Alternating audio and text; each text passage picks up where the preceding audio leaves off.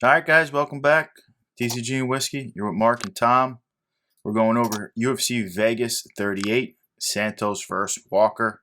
First, let's say thank you to our sponsor, Tampa Bless, Home Team Do Good, TampaBless.com for more information on that. Let's get right into it. Light heavyweights. Kicking off the main card here. Thiago Santos, ranked 5, 21-9, minus 160 favorite. He's 37 years old. He's on a 3-fight losing streak to Rochik, Glover, and Jones. He's going up against Johnny Walker, who's ranked 10. He's 17-5, plus 140 dog. He's only 29 years old. Big difference there in that gap. And he's lost 2 of his last 3, but his last fight was a win over Ryan Spann. Tom, how do you see these big boys doing it in there? We got 2 monsters, really. Exciting. Yeah, I mean, this is a heck of a matchup, man. This is tough right here. This isn't easy picks here. These are tough. You got Thiago Santos, the Brazilian, on one side, 6'2" in height. Johnny Walker, the Brazilian, on the other, 6'5" in height. Johnny holds a 6-inch reach advantage. Thiago Santos, 21-9 overall, 13-8 in the UFC. So this is going to be his 22nd fight in the UFC. He's quite a seasoned veteran here in the cage in the UFC. He's coming off a unanimous decision loss to Alexander Rakic in March 2021. He lost 3 in a row, as you just mentioned, including that. But he does have a win in the past over Jan, the light heavyweight champion, also over Kevin Holland and a number of other big names. Johnny Walker on the other side. Oh, I wanted to note Thiago Santos. Green rope and capoeira, the capoeira style martial arts, black belt Muay Thai, and black belt in BJJ. So he's got quite a skill set himself. Johnny Walker on the other side, 18-5 overall, 4-2 in the UFC. He's coming off a KO win over Ryan Spann in September 2020, so he hasn't been in the cage in a year now. He did join SBG out of Dublin, and that's under Coach John Kavanagh, as we all know, with Conor McGregor. This is Walker's first main event. I think that should be taken into account, not only for it being pressure and nerves, but also on the other side of that could be a big motivator to step up and really perform, being that it's his first main event. He's a brown belt in BJJ. Now, Walker looks physically phenomenal right now. He's shredded. I looked at some pics of him. The guy is in ridiculous shape. How do I feel about this? I don't really see this fight going the distance, going to a decision here. It might not make it out of the first round. I think the first round favors Johnny Walker. I think, in my opinion, after that, round 2 or 3, I feel Santos could finish by strikes. Where am I going to go? You know what? Man, I'm basically calling this live because I was up in the air with this. And you know what? I'm going to go with the luck of the Irish here and Johnny Walker, first round KO victory over Thiago Santos. I like that. Yeah, I agree. This fight, it looks like so much fun. These guys are monsters in there. They love to swing. I think Thiago's the more polished guy. I think he has serious power, but after his knee surgeries, he had, I don't know how many different surgeries on his knees against John Jones with all those kicks and everything like that. He hasn't won. He has not won a fight since messing up his knees. I like this fight for Walker to show up and get back into the winning ways, how he started out right away. He has nearly the same power and all the skills. He normally finishes his fights, and I see the same. It's time to cash in on the dog. I'm taking Walker KO round 2 after the feel out. Ooh. Obviously, Santos does have the power, but like I said, those knee surgeries, he looks good, but he obviously has not been the same. Now, as far as the card game goes, I feel Thiago's rookie card printed 2015. It's cheap. It's always going to be cheap. I think he's strictly a PC. In my mind, he's a warrior and he's fun to watch, but he's slowly moving out of his prime, and his attempts to go after that belt are numbered from here on out. It's an absolute must-win for him. Walker, printed in 2019, he's still very young. As we mentioned, he's only 29 years old. He's super talented. I don't have a buy on him just yet, but with a few good wins, I could easily change my mind. He needs to stay focused. He needs to keep learning, and I got a hold on him right now. All right, then we're going to move right on. We got the middleweight. I'm excited for this one, too. My man hasn't been in the cage for a year. He normally fights 5 times a year. We got Kevin Holland, ranked 14, 21-7, minus 150 favorite. He's only 28 years old. Trailblazer, loudmouth, whatever you want to call him. I like him. He's on a 2-fight losing streak, though, but big names, Brunson and Vettori, are the ones who took him down. He's going up against Kyle Dawkins. He's 10-2, plus 130 dog. He's also 28 years old, and he's only won 1 out of his last 3, and his last fight was a loss to Phil Hawes. Tom, how do you see these two prospects getting it done out there? I mean, these guys slug it out. It's exciting. Yeah. I mean, I don't really consider Kevin Holland a prospect anymore, but I would use that term for Kyle Dawkins still. Kevin Holland, the American on one side, 6'2" in height. Kyle Dawkins, the American on the other, 6'2" in height. However, Kevin Holland holds a 5-inch reach advantage. Holland, 21-7 overall, 8-4 in the UFC. He's a second-degree black belt in Kung Fu and a black belt in BJJ. He also has that kickboxing background as well. He's coming off a unanimous decision loss to Marvin Vettori, April 2021, 2 losses in a row, as you just mentioned. Kyle Dawkins on the other side. These guys are both the same age, by the way. They're both 28. He's 10-2 overall. He's 1-2 in the UFC. All his UFC fights, though, were decisions. And all tough guys. Like Phil Hawes, that he just lost a decision to, is very tough. He fights. They threw him right into the deep end right away. And his first one was against Bredon Allen. That was his welcome to the UFC. No, Bredon Allen's a stud. You know that. Yeah, Bredon Allen is definitely a stud. So Kyle Dawkins, as we mentioned, coming off a decision loss to Phil Hawes, May 2021. He's also never been finished in his career. Where do I see this going? Hey, look, Dawkins has got. Both these guys have got to have a sense of urgency. So this should be a heck of a good fight, because I think Dawkins, the urgency might be a little higher, but I don't know. Hollins doesn't want to fall into where his name doesn't mean as much. I think it still does. Like when I think Kevin Holland, I still think a gamer. You don't want to drift into where it's Kevin Holland, the gatekeeper. I don't feel he has that status right now, but you don't want to drift into that.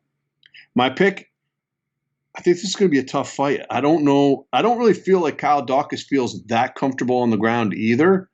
So this could be a strike fest, but I think both guys are tough. So I'll be surprised if there's a finish, but there could be one. I'm leaning towards Holland by decision. Oh, okay. Holland by I'm gonna tell you, I like the choice. Holland, if he stays on his feet, I don't see too many decisions coming his way. He's crafty. I like both these guys too. I really like Holland to bounce back in a big way in this one. I really think he only has 2 losses because he went against the top wrestlers who had the skills to hold him down the entire fight. I don't think Kyle, as you mentioned, just has that ability in him yet. I'm not saying he can't grow and learn that wrestling skill, but he wants to bang on the feet, and Holland's hands are incredible. We've seen it. We've seen what happens when Brunson try to stay on the feet for a little bit of time. Any of these guys, when he knocked out Buckley, another prospect who wants to be on the feet.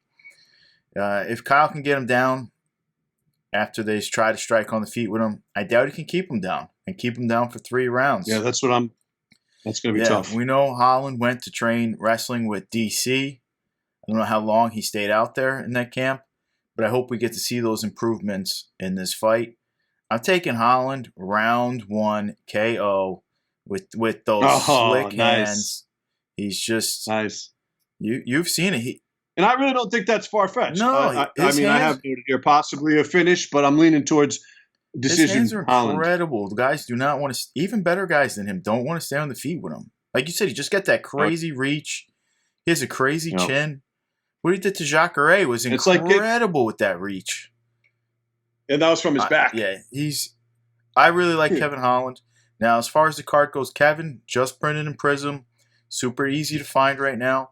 I got a hold on him. I think he has the ability to be a contender, but I feel he's a little small for the middleweight, and he hasn't wanted to cut down to welterweight. I think we need to see him cut or bulk up a little, because we watch him weigh in almost every weigh-in. He doesn't even hit 185. He's not even 185. I'm not saying he has to be a 200-pounder to cut down to 185.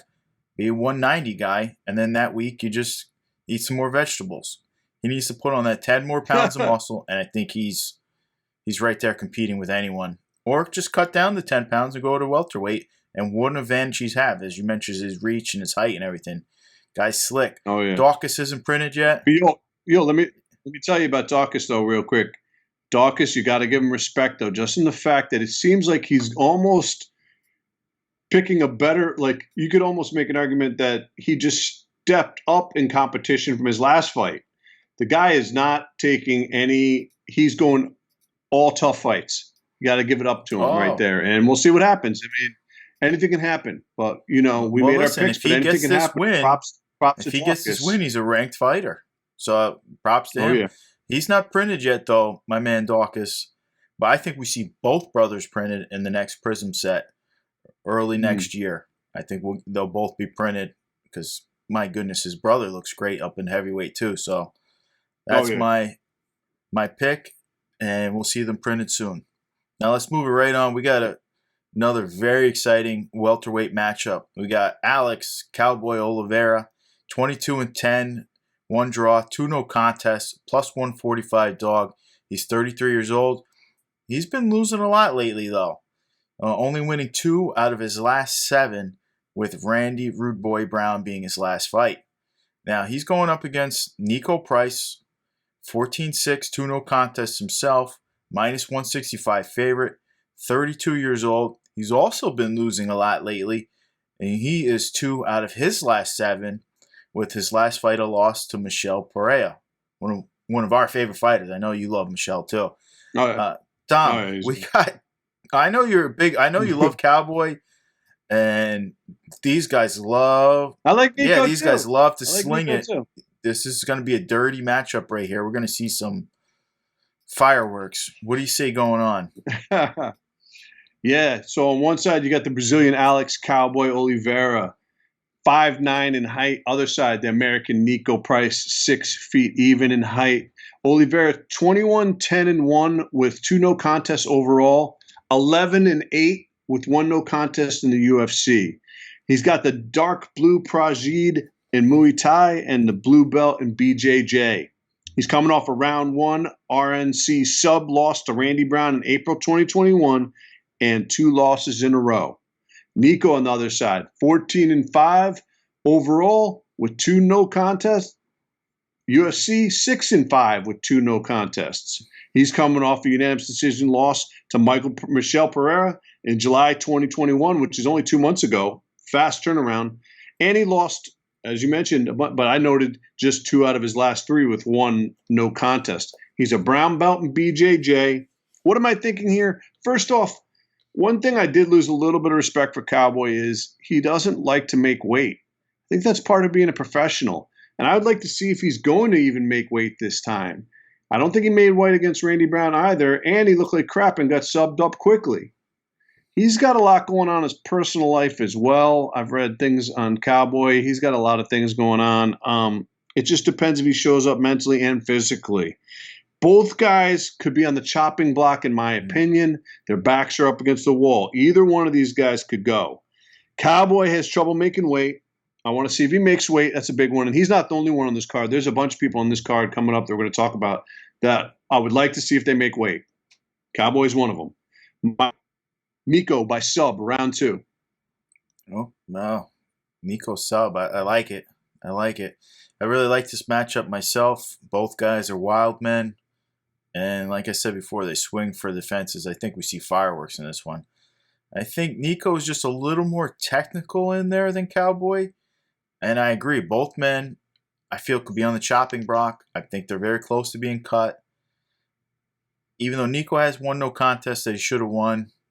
That was the eye pokes. He got points taken away against Cowboy. I like Nico here though. I like Nico to take this down. He seems to do great in the firefights. He likes that dirty boxing inside. I can see the upset, but I got Nico. I think they're going to go the distance. I think Cowboy's only been knocked out one time ever. I'm not sure what his subs is. There's not a lot of finishes. He just got sub last fight in the first round. Yeah, but is that like one of his only times ever being subbed? He's got incredible defense, Cowboy. I'll take a look right now. He's got a few losses by subs. He's got 6 losses by subs, only 1 KO in his career. So, I like it. I'm on the same thing. I'm on Nico. Now, as far as the card game, I got the same feeling for both these guys. I won't waste a lot of time on them. I love both of them as fighters. I don't think either of them are investable at this time. I think they're strictly going to be for your personal collection. So, if you like them, go ahead and get them. They're fun. But otherwise, I would stay away from and try and invest in them, make any moves on them at this point in time. Now let's move it right along. Now this fight honestly could almost be a headline in some of these fight cards. Yeah. It's not a pay-per-view headline, but this could headline some cards. We got a bantamweight bout. Aspen Ladd, she's ranked number 3. She's 9-1, minus 240 favorite. She's only 26 years old, with her only loss being to the Iron Lady, Germaine Durandamine, who we haven't seen fight. I would like to see Germaine in the ring a little more often, as she's definitely aging out fast. She's coming, I think, MSG, right? I can't wait to see her. She's going to be this. It's very soon. We're not going to see her anymore. But Aspen Ladd's going up against Macy Chiasson, who's ranked 11. She's 8-1, plus 195 dog. She's only 30 years old. She's pretty young herself.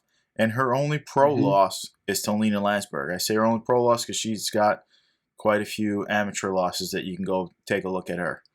Now, Tom, what do you see happening with these two young ladies here? As you talked about weight cuts, you're going to mention it in this one. All right, so you got Aspen Ladd, the American, on one side, 5'5" in height. Macy Chiasson, the American, on the other, 5'9" in height. Macy holds a 6-inch reach advantage, though. Aspen 9-1-0. Overall, UFC 4-1. Worth noting, 3 out of those 4 wins for Aspen were by TKO punches. So she's a finisher. She's coming off a TKO punches win over Yana Kunitskaya in December 2019. Isn't that Thiago's wife? Thiago's wife. Kunitskaya. Yeah, so Kunitskaya, excuse me on the pronunciation. I believe she's the thing, pregnant right now, not to get off topic. Okay. Now, one thing worth noting here is that fight was in December 2019. That's over a year and a half since Aspen has fought. All right, she hasn't fought at all during the pandemic. Okay, so that's pre-COVID. Right. Other side, Macy, 8-1-0, UFC 4-1. She's coming off a decision win over Marion Renault in March 2021. Another thing worth noting is she's never been finished, Macy. That's just a note because I pointed out that Aspen on the other side finished 3 out of her 4 wins. So it makes for a nice little matchup there. Now, one thing on that to ask is 2 things, really. How did Aspen use that year and a half off? That's crucial. We don't know. I mean, you could have followed her and you're going to have things, but how is she going to look? What has she improved? It could be levels better. It could be a little better, or it really could have been stagnant. I mean, you could even backtrack during that time easily if you're not training properly. But if you used it properly, you could come out better than they had seen you before your opponent if they're watching tape, because they're not going to have tape in the last year and a half. Another thing, can Aspen make weight? She's had a number of issues in the past making weight. Some of them have come by making weight and then looking at her and saying, dang, you're in really bad shape right now because you did such a drastic weight cut. To me, it seems like she's gotten that together last fight. But listen, it's been a year and a half. Hopefully she didn't put on any pandemic chub and have to try to go into some severe weight cut and really planned ahead of time for that. That was her loss. A lot of people think that was a bad weight cut, and she had no chin up against Iron Lady. I don't take anything away from Germaine, though. Germaine's got hands of steel. I mean, No, and I remember that because she almost was like not quite there cognitively on the Right. scale. It was kind of scary watching some of these weight cuts when they're too extreme. What am I thinking here? Without seeing how she looks and what happened with the weight cut, I'm going to say Aspen by TKO punches round 2 or 3. Right. Yeah. Yeah, I don't want to insult Macy here because she could go and get one shot off and win. But I really think Aspen dominates this fight. I think she's going to go out there and do what she does. She gets it to the ground and she just unleashes, as you've mentioned. All the wrestling will tire Macy out at best case scenario. I think she finishes her early on, though. I'm with you. I think it's like a round 1 finish here. Macy tries on. If you watch her earlier career losses, they're very similar. She hasn't really gone up against any top competition. She thinks she's getting better. She doesn't look great, even though she's been winning. I like Aspen Ladd's chances. I like that year and a half off for her, actually, to heal up and get her head straight and everything like that. I noticed she was doing a lot of outdoorsy hiking and everything to stay in shape. But I don't know how much she was in the gym, but we'll find out. Like you said, we'll see her on the scales very soon. Now, as far as the card game, Aspen's a monster in the cage. She's in one of the tougher new sets to get. She's 2018 Museum. Not a heavily open product. Sealed cases are super pricey. I think she's a buy. I think the only thing truly keeping her from that belt is that the Lioness is leaps and bounds better than pretty much everyone up there. I mean, we'll just call it what it is. Nunez is just so dominant right now. It's not even. Well, Dana, just as a side note, Dana just said that if both parties are interested, he'll throw the trilogy, Valentina versus Nunez. Yeah, I mean, I know you want that. I think Valentina should stay where she is.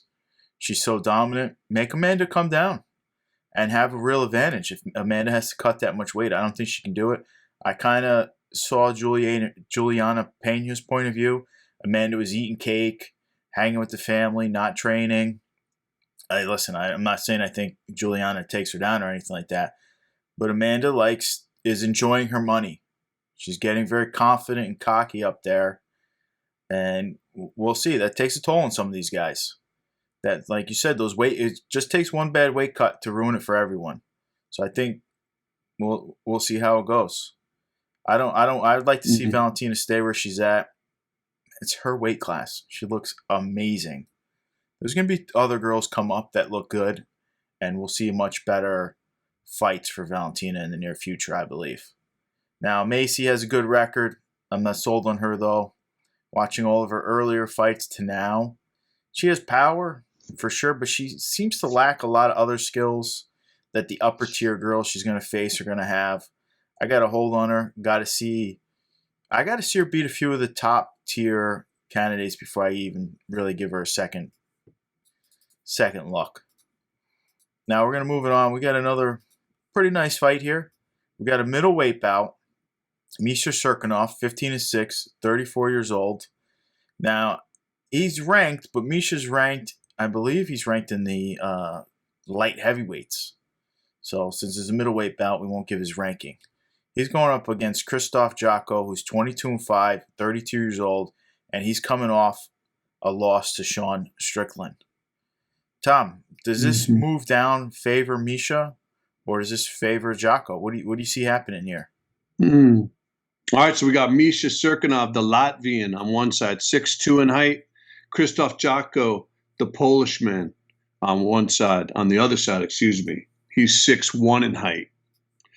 Misha, 15-6-0 overall, UFC 6-4. He's a black belt in BJJ, and he's coming off a TKO punches round 1 loss to Ryan Spann in March 2021. On the other side, Krzysztof Jotko, 22-5. Overall, UFC 9-5. He's a brown belt in BJJ, and he's coming off a decision loss to Sean Strickland in May 2021. Okay, this is what I'm thinking. Misha's dropping down. If you've ever seen Misha, which I'm assuming I know you have, and I'm assuming some of the people listening have, but maybe some of you haven't. Misha is pretty chiseled and jacked at light heavyweight. I'm wondering how his weight cut went. He's going to have to cut muscle because he wasn't like, he didn't really have much extra. He was thick. He was a big so boy. He's going to have to he's a learn. big boy. He's going to have to trim some muscle off of him, which might not be as easy as it may appear for someone. They just show, they show up after they put in that work. So we'll see how the weight cut went for him. I think that's a big issue right there. How did that weight cut go? Because he's not a guy. He was a guy that was kind of jacked. Like, he looked pretty chiseled at light heavyweight. So it'll be interesting to see him cut that much weight of muscle. Another thing for him, is he becoming maybe slightly punch drunk? I don't know. He's had some losses in the not too distant past, and I'm hoping that that's not the case. But if he is, it's something to look out for. If not, and if the weight is good, I'm going to pick him by round 1 submission. Oh, round 1 submission. I'm going with Misha, round 1 okay. submission. All right, honestly, I totally agree. That's why I mentioned this fight. He's coming down. We got to see how he looks. I got to see the weigh-in. If Misha has a good weight cut, he's a problem down here. He is a strong dude at light heavyweight. He is a big dude at light heavyweight. I'm not saying he's the tallest guy, but he is a strapping dude, man. The guy's big. So I got Misha too. I think he's going to knock out Jocko round number 1. I think Jocko's the one who took the damage and should have taken some more time off, because Strickland lit him up. No question about that. So I'm taking Misha. I also agree, round 1. I'm just taking him by knockout. I think he's going to get it done on the feet. Card game, we can reevaluate both these guys later. Not printed yet. And they got a few more fights to win before they go up in any kind of value. Now, we're getting another one in. We got Alexander the Great, who's 28 years old. He's 12-4, and he's coming off a loss to Thiago Moises. He's going up against Mike Bredon, who's 32 years old, and he's 10-3, and he's on a 2-fight win streak. Tom, how do you see these guys facing off? The debut? Or do you see the Great getting it done here? Well, first off, I just want to note that it shows a little lack of depth in the card that this is on the main card at all. But I figured this is one that would be good for the prelims, but it is on the main card as of right now. Alexander Hernandez, the American on one side, 5'8" in height. Mike Bredon, the American on the other, 5'8" in height. Alexander holds a 2-inch reach advantage. Alexander, 12-4 overall, 3-3 in the UFC. He's a brown belt in BJJ. He's coming off a unanimous decision loss to Thiago Moises, February 2021. Another thing worth noting, though, his first fight in the UFC, he beat Beneil Dariush by KO, which we know Beneil Dariush right now is almost waiting for a title shot. It was a heck of a win. And I feel like Alexander, because of that, became so confident that I'd seen him after a couple wins where I thought he went over from confidence into the land of cocky. And then he took some losses and he got humbled. But I feel like because of that, he kind of lost some confidence. And then he's trying to kind of produce a confidence that isn't really there. Now, I feel like he has to move his way back and come back to a balance between being cocky and then lacking self-confidence. Bring that balance back to where you're confident but yet humble. That's going to be really his sweet spot. And I feel like he's capable of it. And I think that I wish that for him. So we'll see what happens. On the other side, Mike Bredon, worth noting, he's fighting out of James Krause camp.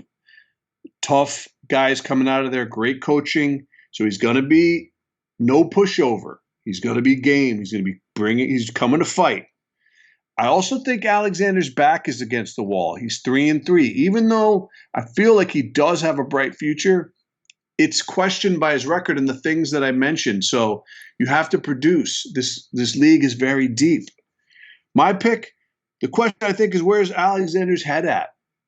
And if he's able to hopefully get back in the game and get his head back and get on a roll, I'm going to go with round 1 KO Alexander The Oh, I Great. like that. I like it. Alexander the Great, well, he was the top prospect coming in. I agree with you. And it looked like he was going to continue on his rise. And then, well, he went up against a few good names. He took a loss to Cerrone, who was unbelievable back in his day, even not that long ago. Then he took a loss to Drew Dober, who I feel is very underrated. Drew Dober is very tough, very game opponent, very skilled. And then he takes a loss to Thiago Moises, who's also an incredible opponent. Was too much at the time, and they threw him to the wolves, which does happen in the UFC sometimes. I think that's what happened. I think that's what we saw. As you mentioned, it got in his head, though, that he couldn't just go out and beat these guys up. But I think he gets back to his winning ways. The kid he is as chiseled as they get on the card. He's very well-rounded nowadays. He's got submissions, KOs, decisions. He can go where the fight needs to go for the most part. Now, Bredon, I haven't seen much out of Bredon personally. Normally, I watch a lot of these guys. He's got 8 KOs and 2 decisions. He's got no subs, and he's lost, KO and a couple decisions. He's never been subbed himself. I don't think this fight goes to the ground. Neither guy's really, that's their specialty. I think he stays on the feet. I think Alexander the Great has a massive experience edge, and I think he gets it done. I like the call. I don't know if the first round, but I got a KO first or second round myself. So I see the same way. Cards go. Bredon, we got time on Bredon, plenty of time. I don't even know if we'll see him printed yet. And Alexander the Great, I believe he's 2018 or 2019 Chrome is his rookie. He looks good. We got time on him. We'll reevaluate him again. If he gets this win, his next fight, we'll see. He's going to go back up in competition, and we'll give you guys another opinion on that one. Now we got one more. We got the prelim main event here. We got another lightweight fight. Joe Solecki, 11-2, minus 130 favorite. He's only 28 years old. He's on a 6-fight win streak, last beating Jim Miller and Austin Hubbard. He's going up against Jared the Flash Gordon, 17-4, plus 110. Dog, who's 33 years old. He's on a 2-fight win streak himself, last beating Danny Chavez in his last fight.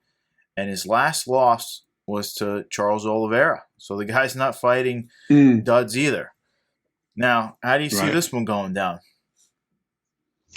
All right, so you got Joe Solecki, the American on one side, 5'8" in height. Jared Gordon, the American on the other, 5'8" in height.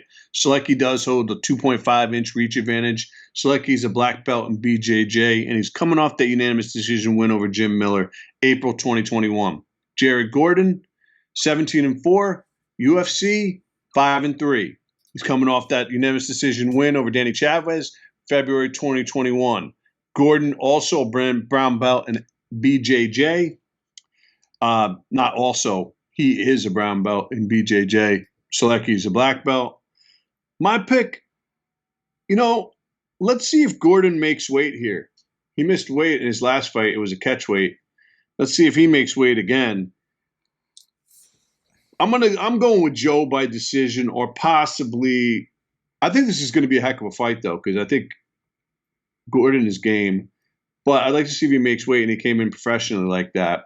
But I just think Joe he's got high-end stuff, man. Jim Miller is no joke, is well-rounded, even though Jim's a lot older. But he really took it to Jim. Hubbard's very well-rounded young up-and-comer, too. Yep. Yeah. So I'm going with Joe by decision, or possibly a round 1 sub. This is a great matchup here again. Solecki, the submission specialist, against Gordon, who's never been submitted. Just let's throw that out there. He's never been subbed, and he's been in there with Charles Oliveira, who's one of the best lightweight submission specialists ever. He's amazing on the ground, and he actually took down Charles, and they're like, "What are you doing?" It was a crazy fight. I see this as a very close fight in my eyes. I think Gordon just needs to not drain his gas tank, as he's done. His gas tank is not great out there most of the time. I don't know if that's because he gets a lot of late calls, and then, like you said, he struggles to make weight, or what it is, but I think he can win. I think he needs to take this fight deep and grind out a decision on Selecki, being that he's never been subbed. I don't think he gets subbed. I think try to keep it on the feet, make Selecki try to take you down, wear him out, and I think get your hand raised at the end of the night on points. I And like then it. now cards, neither of these guys are printed. Potentially we see them printed next year, and then we'll reevaluate them, but I'm not sure if we'll even see them printed. There's so many prospects coming up now that I think we do see printed. Keep your eye out for those Dawkins brothers, though. All right, guys, I appreciate you joining us. For those of you who stayed to the end, don't forget, like, subscribe, and we'll see you guys next time.